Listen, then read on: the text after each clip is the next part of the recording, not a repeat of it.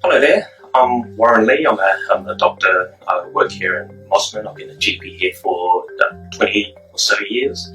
And I'm sharing with you my COVID-19 experience.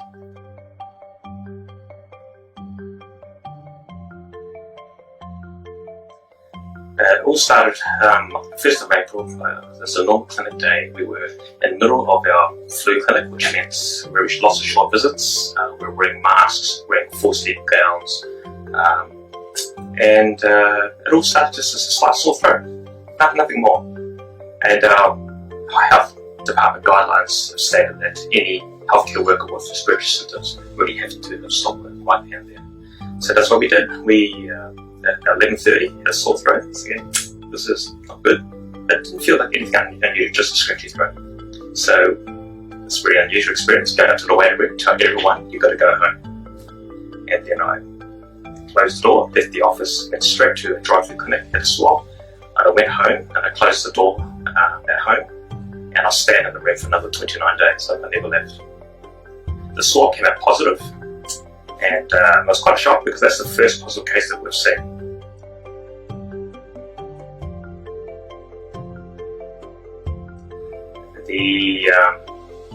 The symptoms really got worse that night. It was a bit of fever, only about 37.5 degrees, nothing too much, but it was a lot of coughing. And that carried on like a flu-like illness, a lot of back pain, a lot of neck pain, a lot of headache, a lot of nausea. After about 5 days, I started feeling a bit better, and I thought, oh, it's like a flu, but I'm through it. I do distinctly remember the sheets being sodden or sweat every 2 or 3 hours. Had to get changed. But suddenly, about day 7 onwards, I was quite short of breath. I couldn't really breathe. I couldn't finish a sentence without coughing.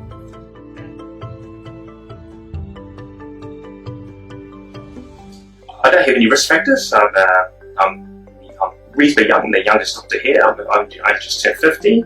I race a road bike. I race for the City Cycling Club, and I race overseas. I race in France, and I like to think I'm reasonably fit.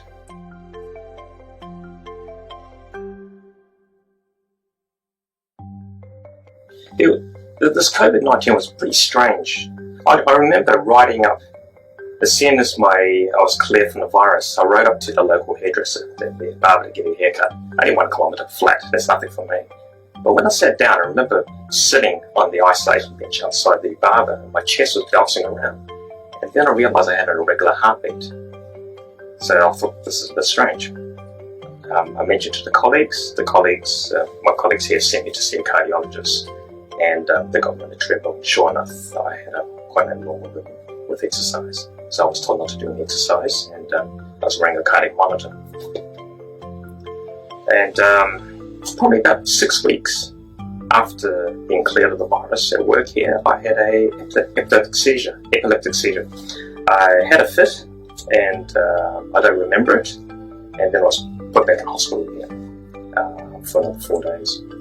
Scans of my brain looked okay, scans of my lungs looked alright, but an EEG showed I had new onset epilepsy. I've never had that before. So I'm going to have to ride a bicycle. I'm not allowed to drive a car. I'm on medication now.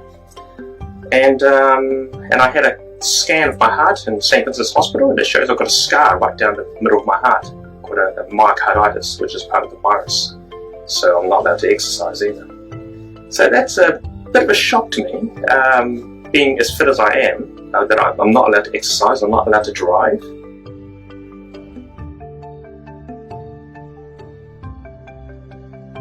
So what we're going through now in July is absolutely no different from where we were in March.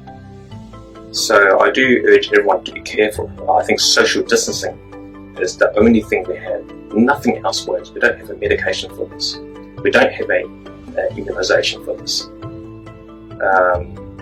It's going to be hard, but I think we just have to adjust, because if you get the virus, the chances are you'll probably be fine, you might be okay, but there's every chance you may not be, and it has a massive impact to your lifestyle, and the 1% fatality rate, you don't get to choose who that 1% is. It could be your mother, your father, it could be you. it certainly has hit home for me that I'm really young and fit, and it's shocked the rest of the staff here that why am I the one affected? The answer is no one knows.